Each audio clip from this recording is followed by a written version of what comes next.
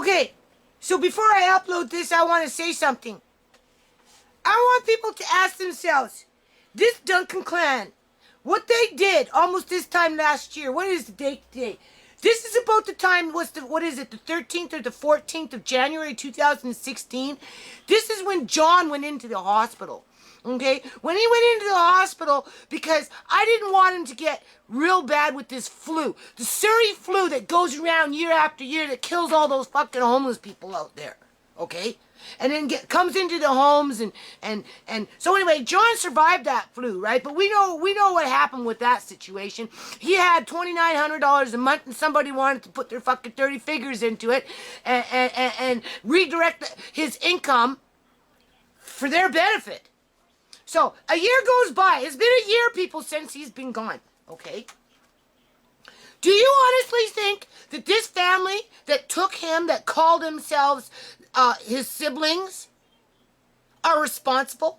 Is this what responsible people do? Just come in the middle of the fucking night with their white hood-ons? White, okay? Like the Ku Klux Klan?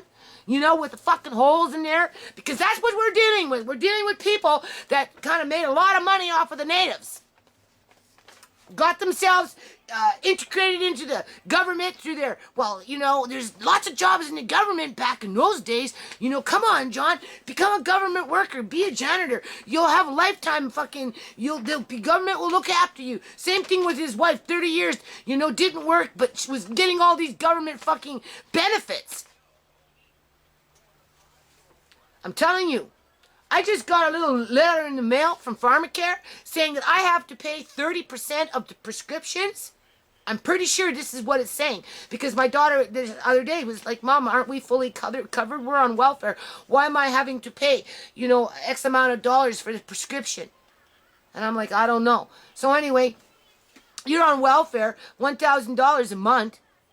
Right, basically, and you're still having to dip in and pay, you know, there's that nickel and diming to death, user fees, right? Pay 30% of your prescription up until $250, right? But you have to pay 30% before you're fully covered on welfare. That's the way it was like when I was off of welfare for 6 years, and my income was below $3,000 a month, people, a year. I'm sorry. In between 2003 and 2006, my income was below $3,500 a year. But I was still required to pay 30%, or no, I had to pay the first $250. So if one of my kids, dependent children, and in those days I had like 3-4 of them, right? 2003, actually all 5. I had to pay out the first $250 before I had coverage at 70%. Well, now I'm down to one dependent child. Well, the provincial government has made me, kind of putting me into a corner where I have to put my grandson on his own freaking plan. I can't put him on my plan, right? Because I guess it's easy when they want to pluck him out of here. If they ever want to come in here and pluck him out of here, you know, it's just easy to cut off the one fucking plan, right? In terms of pharmacare, right? That's the only reasoning that I can think behind that one, right? You know, it's just a safety net for them. It's not a safety net for us. Because it's never about the people these days anymore, people. I'm trying to tell you something, okay? So anyway, don't you find that the Duncan clan is being very irresponsible in terms of coming in the middle of the night with their fucking hoods on, right? Their KKK fucking hoods on, because that's basically what it was about.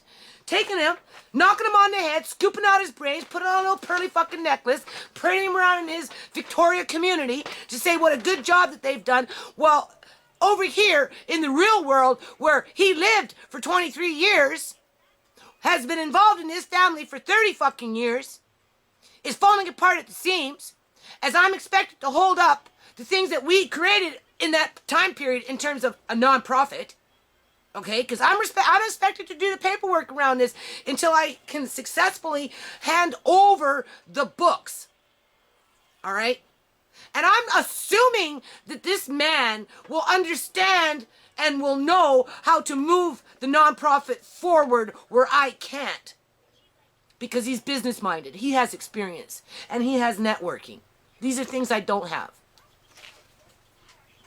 The things that I draw on when it comes to this nonprofit was when I was 17 years old going to a vocational center in Alberta, Edmonton, Alberta. Okay?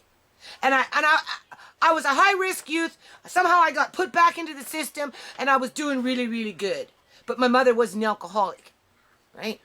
So that kind of distracted me from staying focused. And I was taking accounting.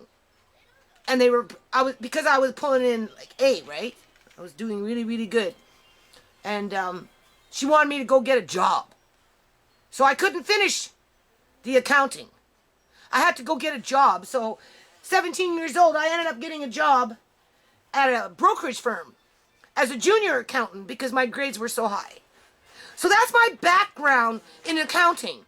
I was 17 years old as a high-risk youth being redirected back into the system, right? Doing good things in terms of pulling in good grades, was being molded for maybe a job career because I had a potential to become a chartered accountant. But my mother wasn't satisfied with that, so I had to go get a job. I got a job, and because I had the potential to become a chartered accountant, I came in as a junior entry level as an accountant, right? In this brokerage firm. But because my mother was an alcoholic, she was making too much noise, doing whatever my mother was doing, I got fired because I couldn't make it to fucking work at 8:30 in the morning. And I'd take an hour to go there because, I'd be up doing whatever she was doing, right? So I ended up losing that job in the end. And I never did become a chartered accountant. But what it did is it gave me the foundation to work on the nonprofit. It gave me what is it called? Belief in myself. To crunch those numbers. Even though I had to do everything fucking longhand. Right? Because I'm not very computer savvy. And I'm a mother first before anything else. So, of course, I'm always going around cleaning and doing this and doing that. And with all the drama under the BC Liberal government, having to pack my family up and move again and look after children for free. And then because I took on the burden of the nonprofit, I had to go out there and be a community activist and actually get involved and still work on the books and deal with jealous people that, couldn't go out there and do the things that I did but wanted to sabotage my book work and all this other crap. So that by the time I got my book work back, I had to work 10 times harder to correct it. And that's why the federal government gets their books every 5 years. Because it's kind of like a pattern with me, right? Last time I did books, they got 4 or 5 years in a row. This time I'm doing books, they're getting another 5 years in a row, right? Only we're getting a new board director that's taking on, well, we have a new board director, but we got a new director that's taking on the books. I just want to have him have a clean slate. But don't you think that the Duncan clan is being irresponsible by leaving me hanging with all the affairs in terms of finances and responsibilities and projections to those responsibilities as they looming around in the fucking dark with their hoodie on, tweaking this file, whether it's I don't get my glasses. Because you have to remember, John's sister is a nurse working in the fucking healthcare system that's been working there for 40 fucking years that's got seniority. So how do we know she's not tweaking my file, people? Through her network of social network, Facebook friends. How do we know that? We don't know. Because, I get one pair of glasses in 2010. One pair. I hand them over, I get them back, they're broken. When I went for my eye checkup in 2013 or whatever it was, I go back, I say my glasses are broken for some strange reason. Can you fix them? They say no. I say, well, can I get another pair? No, you don't qualify. You got to wait till next year. We know that story. 2016, I'm still having to wait until May of 2016 to qualify for one pair of reading glasses. And the only other pair of reading glasses that I got, since this is all come about with the coma, is in 2010. So I'm waiting 6 years, people. That's our healthcare system. But yet, John's wife, when she moved over here, under her public fucking subsidized corporate welfare healthcare system, because she was a union worker, even though she didn't fucking work for years and years and years and years and years and years and years. got a $10,000 scooter paid up front cash through pharmacare. Got her oxygen tanks and all this other shit that she got fucking paid cash. Not by her, but through her pharmacare, through her benefit package. Prescription drugs, all that other stuff. Right? And then she'd hand in whatever she'd hand in, and then she'd get reimbursed on the things that she did pay. Well, I'm sitting here 6 years later, still waiting for a pair of fucking reading glasses that probably cost $100. Well, why don't you go buy it for yourself? You smoke. If you smoke, you can go buy glasses. Yeah, you're right. I can do that. But at the end of the day, I've been smoking for so long that if I quit smoking, nothing would get done. That's the first thing. I'd crash. I would fucking crash. And you can blame that on the government too, because it was the government that promoted smoking back in the day when I was young. Everybody was smoking. That was the cool thing to do. Government makes money off of those tobaccos that are being sold in terms of packs of cigarettes. Right? They raise the cigarette and the taxes get higher. They make lots of money. Matter of fact, the BC Liberal government, last time from my understanding, they have dividend shares and stuff like that with tobacco companies. So not only are they making money off of taxes every time a person goes out and buys a pack of cigarettes, but they also have shares in these companies as an investment from a government's perspective. Right?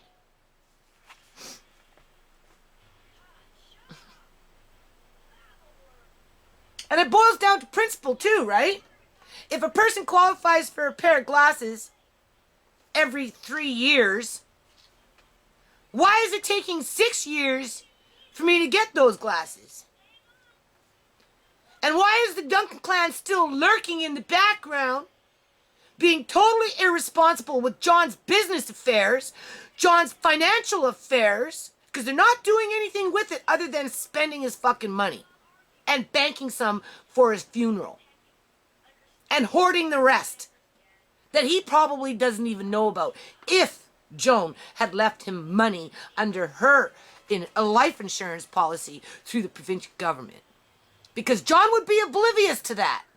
Because John didn't care about money. What he cared about was the kids going to school, becoming successful, right? Having food in the house. You know, we had a dog 15 years. It was his dog. And, you know, he cared about the cats. He cared about Andre, right? He obviously cared about me.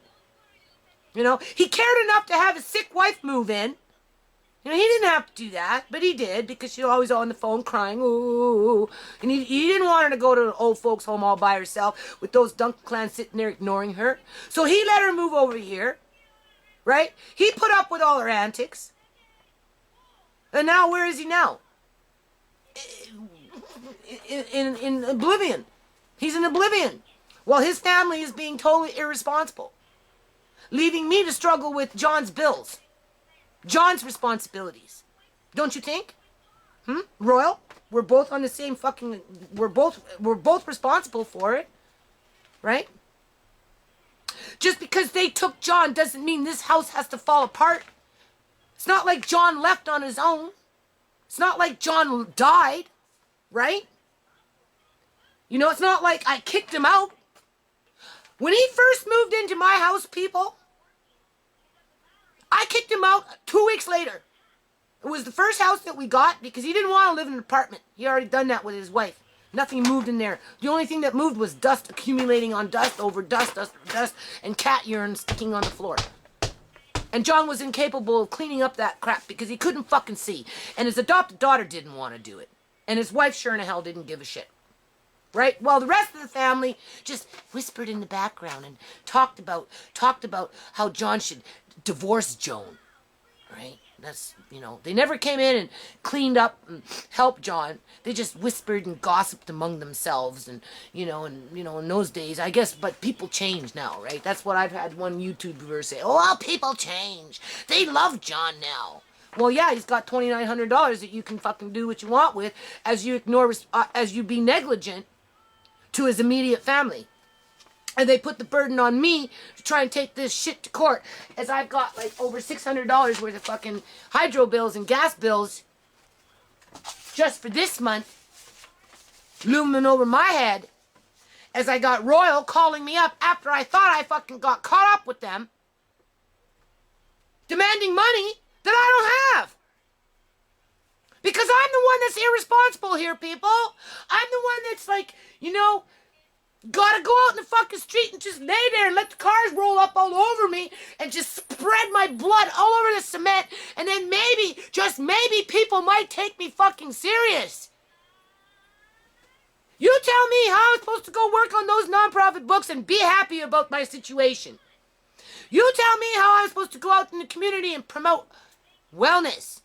This Duncan clan and the people that collude with them, they are sabotaging an international fucking trademark name. That's what they're doing, because they're keeping the level of the tension in this house high. First it was, well, really, 2003. But I rised above it. Then it was that little girl, rised above that. Then it was all those people sabotaging my nonprofit books and, you know, calling the cops on me as I'm, you know, building birdhouses and painting rocks in a freaking courtyard full of freaking kids, right? But I rose above that, right? Went into thousands and thousands, more than $20,000 worth of debt, trust me, just so I could even sit here and talk about this stuff, okay? I paid for that right? My kids paid for that right. John paid for that right, because we had to grease ourselves down to even get to this point so that we could talk about this stuff. While the Duncan clan sits there and be irresponsible and just waits as they're, well, I'm just going to make it so she can't get no glasses. Because then it gets harder for her. And she gets madder. And the more madder she looks, the more bipolar she looks when she makes those irrational videos. Right? Talking about something that she doesn't know what she's talking about. Because we're the epitome of what is right. We have all the wealth. We have all the resources. And so therefore that makes us right and her wrong. But we're still going to put pressure on her in any which direction that we can find. Whether it's through the city, right? Whether it's through the federal government with the T2 forms, which is not, I don't find that to be pressure. If anything, I'm the one that's been tardy on it. Because, like I say, there's a pattern every 5 years. But that pattern's breaking.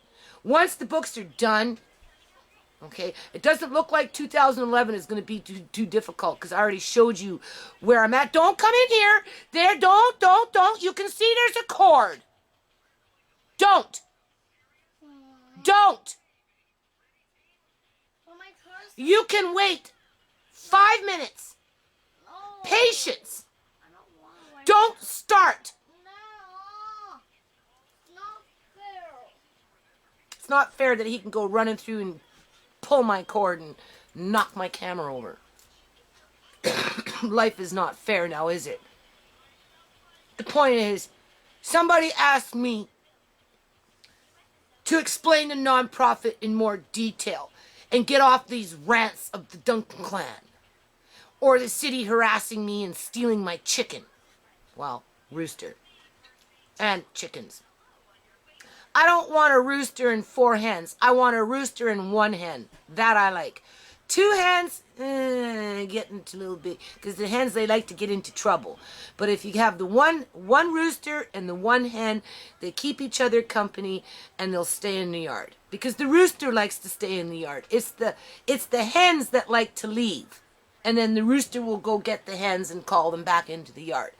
So, when I get Mr. Lace back, if I ever do, I only want 1 hen. But that was a derailment. I still got the city lurking my yard. Sook is going to come in the spring and see what I'm doing. Because they got to hold that over my head. Right? But they don't have to worry about me going to the provincial court anytime soon. Because first of all, I'm talking, first of all,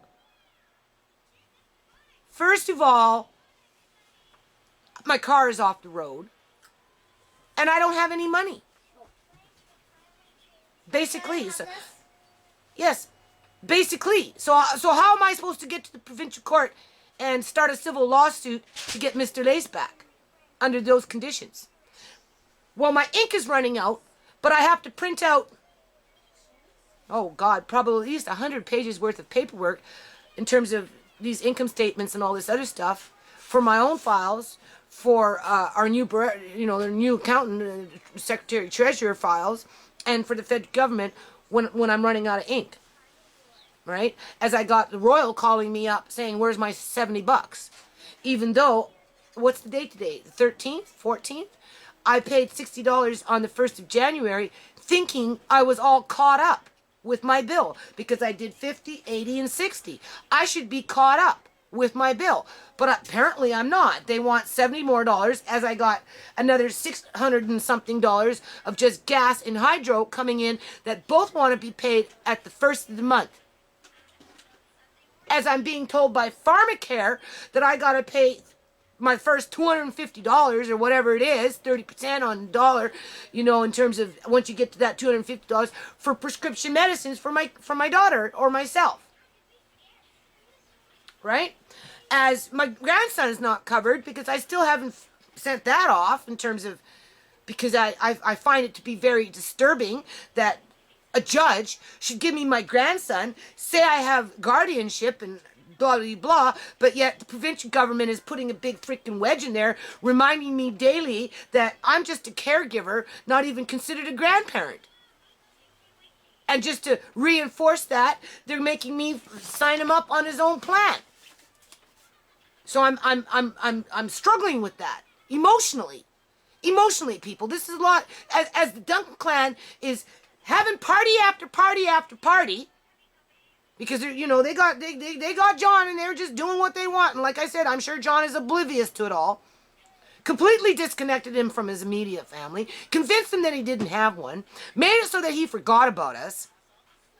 So they can just be lurking in the background with their fucking hoods on. Right? Waiting for me to dig into my pocket. As I'm supposed to tell you, the viewer, that, oh, really, this is not, what you see is a charade. This is not real. Like, honest to God, I'm a really nice person, right? Like, I'm a really nice person. I promote good things. I promote health and wellness in the community. I really want to see a universal school meal program across Canada. I really want to see school restoration in the United States of America. I really want to see people have glasses when they need them. I really want to see people get their prescriptions in a timely manner and when they need them. I don't want to see people lose their property. I don't care if it's a freaking chicken or it's a fucking ranch, or if it's a home. If you own a home, like in 2003 when I moved into that little shanty shack, and the mother was mentally ill, right? Came from a different country, had a nervous breakdown, became mentally ill, right? But it was obvious that she needed help with her child, right? In order to be able to, be a parent.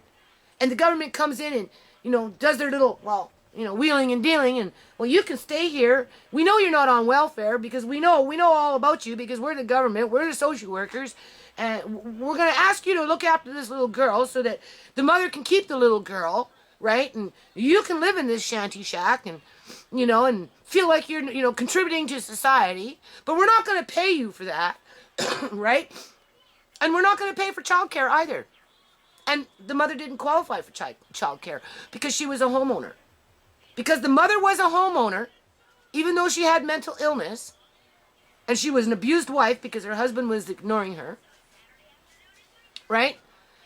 And the little girl was, needing child care under those conditions. The family, the mother, whatever, didn't qualify. And you know what the mother did for work? She'd get up at 3 o'clock in the morning or whatever, 11 o'clock at night, she'd hop on a bus in Surrey and go downtown and deliver newspapers. She delivered newspapers in those office buildings at 3, 4 in the morning. And then she'd come home at 6 in the morning. That's what she did for an income. She made, what, $40 a month delivering a newspaper here, $60 a month delivering a newspaper over there. And she didn't qualify for child care services in terms of the government paying for that. Instead, the government said, look, here's the deal. If you want to continue living here, look after the little girl. Because if you don't look after the little girl, we're going to take the little girl. And if they took the little girl, the husband was going to sell the house, and my family would have been homeless. Or forced into an apartment building where, under the fire code, I couldn't have 5 kids in those days. This is like so much bullshit. So much bullshit. So anyway, I've been struggling to get to these books. I gotta make a video and explain how what you see and what you're listening to besides the Duncan clan rhetoric, how it all comes together and how it's supposed to work. This is for liberty, okay? Because I don't know how long it's going to take for me to put this together, because I know what I want in my mind. I know what I want to show in terms of Canada, in terms of the United States of America, and then from province to province, from state to state, from bringing in the counties into the districts, you know, from the rural to the suburban to, you know, to the wild, wild west, you know, just, I know it's all there in my head, like in the ledgers. It's just, I'm being constantly derailed. That's what's happening.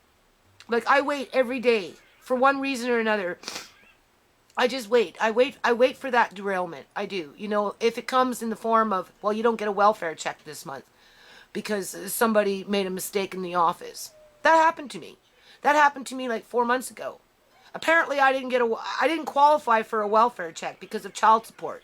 I got too much child support, didn't qualify for welfare, right? You know, obviously I'm trying to keep up with the bills.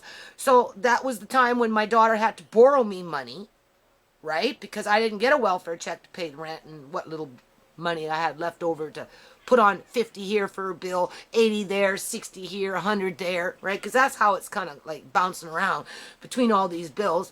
And then 2 months later, I go into the office for some reason or something, and some man sits there and says, I think there was a mistake. I think you actually qualified for that.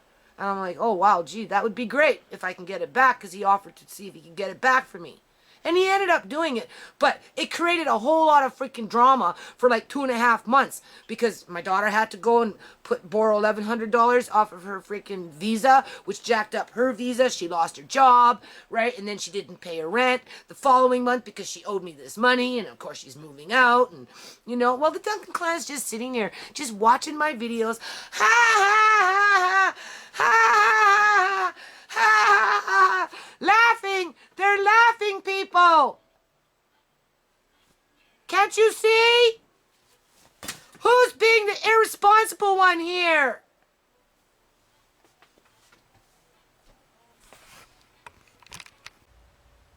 Okay, people.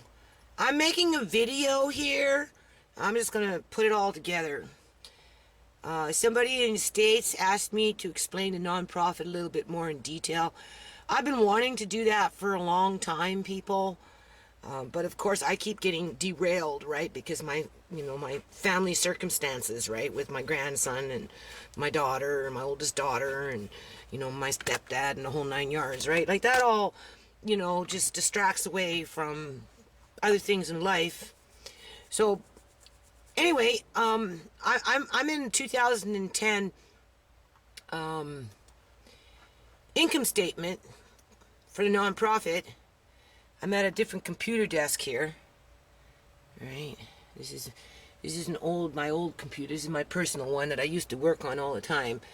And then when my grandson was taken, all of a sudden it kind of became a computer for that, because I had to go to court and everything in those days, and no lawyer and blah blah blah blah, right? So besides that point, prior to that, I used to work on this stuff. Last books that were filed with the federal government was 2010, so obviously I'm doing 11, 12, 13, 14, and 15.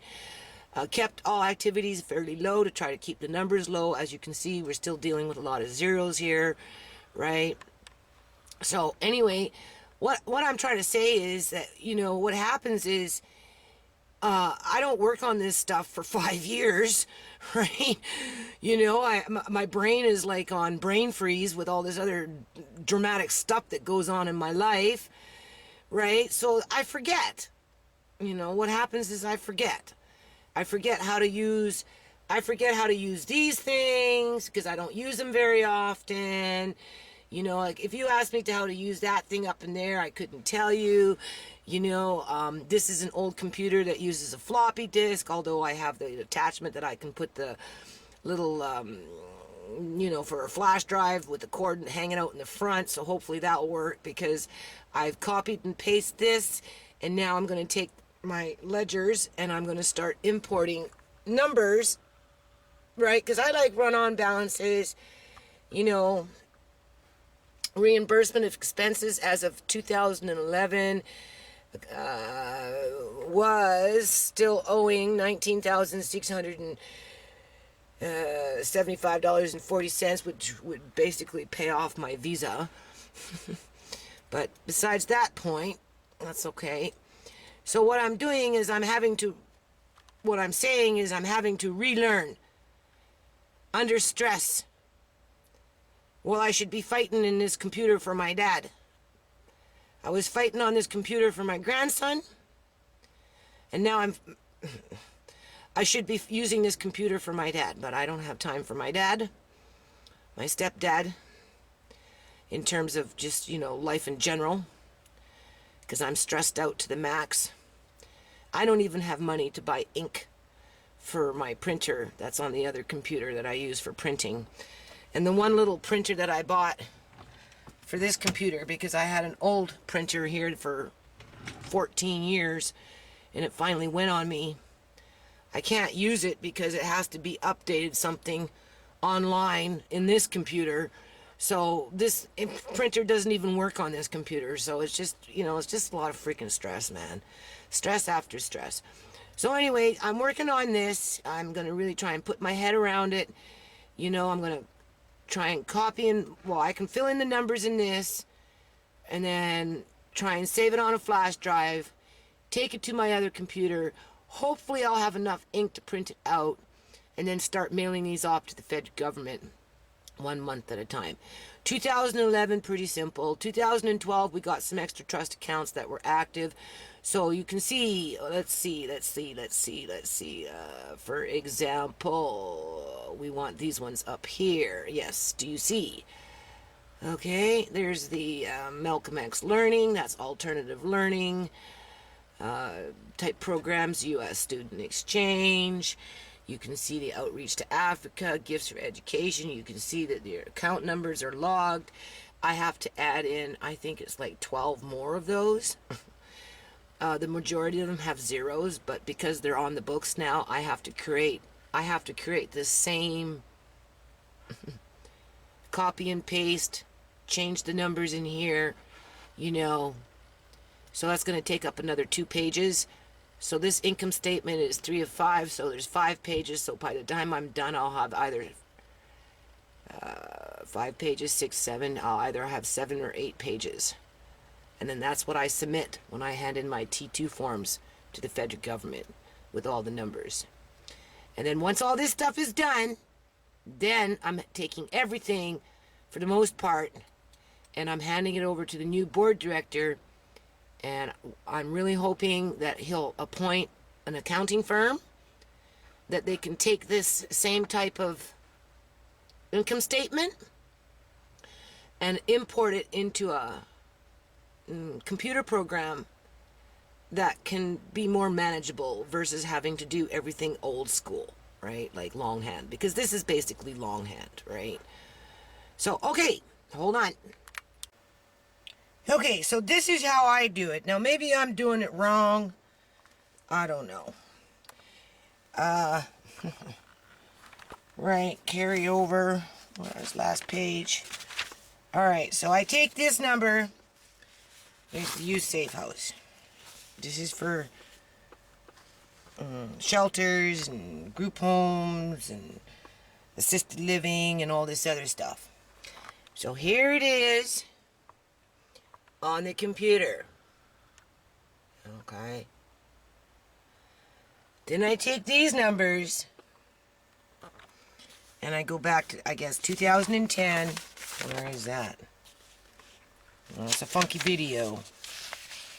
But anyway, I might just upload this and wait for the Duncan clan to come in here and try and sabotage everything. But besides the point, that's not 2010. Where's 2010? Oh, there it is. No activity, people. Right? 2011, no activity. So, $1.11. Can you see? It's all lined up nicely. I do not have to do anything for that one. So, 2011 might be kind of easy, but as you can see, that's what I would do. Then I would go on to the next one, which would be adoption aid and benefit. Here it is right here. Let's go to 2011. No activity. What does it say? 8610. What do we got there? 8610. Wow, that made things easy. You get the point. Okay, this is for Liberty. I'm sorry, I'm gonna upload this. I am so freaking mad. I am so freaking mad. These are the conditions I have to work under. As you can see, it ain't easy for me to do this stuff, right? Because first of all, I'm going freaking blind here, right? So the more I look at the computer screens and the more I sit there and I crunch numbers and I'm, it's all under stress, all the time under fucking stress. I'm sitting here, I'm trying to take this shit in stride. Okay, I have to get this stuff filed with the federal government. Okay, I know that. Right? But let's remember, we had the city riding my ass as soon as Uncle John kind of went missing. Uncle John went missing February 20th of 2015. Went off and did a little bit of spring cleanup, got some toys and some stuff for free from the Dallas district there when they had the spring cleanup, brought it home. Next thing you know, we got the city fucking cruising all the neighborhood, right? And getting everybody to clean up their yards because the mayor moved in with her brand new city hall of $150 million fucking dollars, right? And then they started harassing me over my chicken and seeking the Furniture Act or whatever the fuck it's called, took my chicken and Mr. Lace and all this other crap, and they held the yard over my head even though I've been working on it for 6 fucking years, right? But I had to go out there and work in the yard, people. I had to work in the fucking yard to keep the city happy as they were threatening my landlord with over $10,000 worth of fucking fines to come in here and take rocks and wood and all this other stuff that I've been working with in terms of putting in a pond and building the greenhouse and that type of stuff, and just covering up sand and mud and weeds, right? So, of course, I'm not working on the paperwork for Uncle John, right? And I'm not working on the paperwork for the nonprofit. Okay, so anyway, I'm trying to feel good about this, right? So I'm sitting here trying to cut my losses, let the water run under the bridge. Who fucking cares if you're in a fucking hole with this shit? Who fucking cares if you can't pay your fucking bills, right? I thought I paid my royal bill. I thought I was all fucking caught up. I'm sitting here going through this, trying to get into the zone, trying to stay positive, trying to figure out how I can explain this to people, right? And I get a fucking phone call, and it's Royal wanting $70, as I got 2 more bills today for over $600, almost $400 for freaking hydro, right? And I'm paying $50 here, $100 there, $150. Gas came in at $250 this month. So that's like over $600 between just gas and freaking hydro that I have to come up with at the end of the month.